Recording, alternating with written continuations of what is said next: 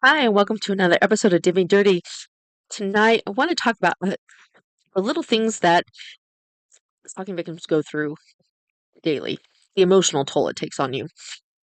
If you don't want to follow me on social media, Dating Tips by Meg, Instagram, Facebook, all those, then I've recently posted about this, but wanted to also share it here with this audience.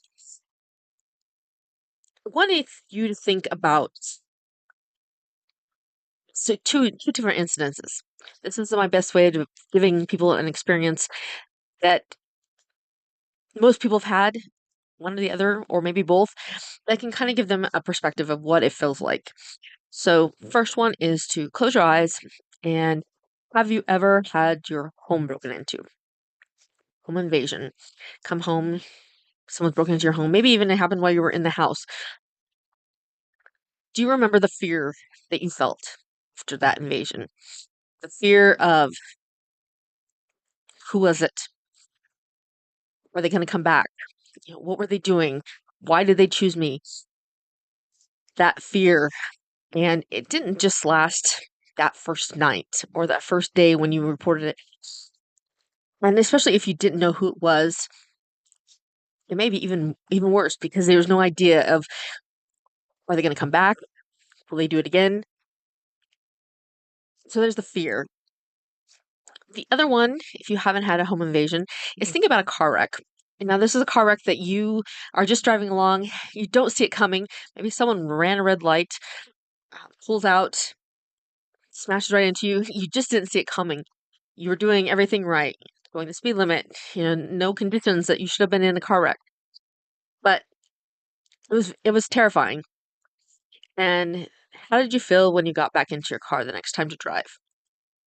Because it was unexpected and because you were doing everything right, you're looking around. There's nowhere shoulder, back and forth, looking all the time. There's a fear inside of you, kind of an anxiousness about being hit again because you didn't see it coming. There was no way of preventing it. It just happened to you. If you combine the fear that you had with the home invasion and the hypervigilance or that anxiety that you have when you got back into your car after a car wreck, that is kind of what the emotions that go through a stalking victim's body every day. I know that personally, the hypervigilance kicked in very quickly because he knew where I was at all times because of my car. Didn't know the phone also was something that he would know where I was at all the time. I didn't, there was no way of getting away. And not knowing when that person was going to come back, always looking over my shoulder. The person that happened to drive a white truck, a very popular brand and model. And every time I saw this truck, fear ran through me. It was not, I was never knowing what he was going to do because I didn't know the first night when that happened that that was going to happen. It just came out of the blue. And then someone being able to track you, pop up whenever they want to, have unpredictable behaviors, it's it's terrifying. There's a fear. For me, with the whole camera idea, sleeping was an absolute nightmare because I felt very vulnerable when I was sleeping because I thought he can see that I'm home. It's late at night. I don't know where these cameras are at. He's going to attack me when I close my eyes. So I didn't get very much sleep at that time. So adding fear, hypervigilance, little or no sleep for years definitely became kind of an emotional nightmare. My mental state went down the drain. And so if you have ever come across someone who's been stalked or says they're being stalked, and you wonder, like, wow, they're completely different.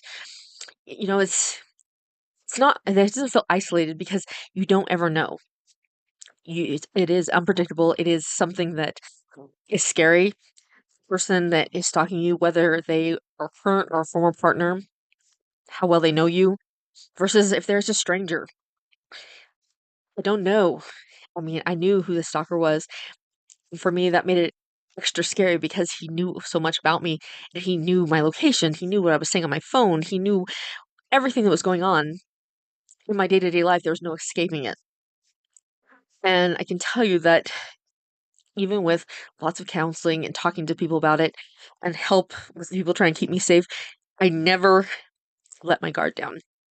I stopped breathing. I stopped having deep breaths. I just, it was daily 24/7, whether it was the digital stuff or in person, the violence that also not knowing, having someone threaten to kill you over and over again, and taking you to the brink of that more than once, more than a handful of times actually, was it was just it was too much. It's a lot. So this is a shorter episode, but wanting to say that if you're out there, if you know someone who's being stalked and you're wondering like why don't they act normal? Why are they always so anxious?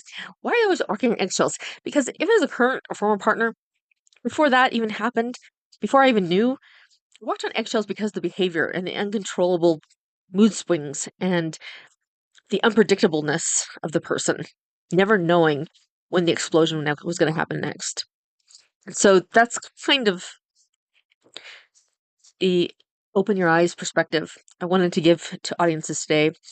And if you are dealing with stalking, I highly suggest reaching out for help. Call the National Domestic Hotline, talk to somebody. If you feel comfortable talking to a local resource, Victims Advocate Center, letting someone know. Don't go through this by yourself. It is a lot to handle.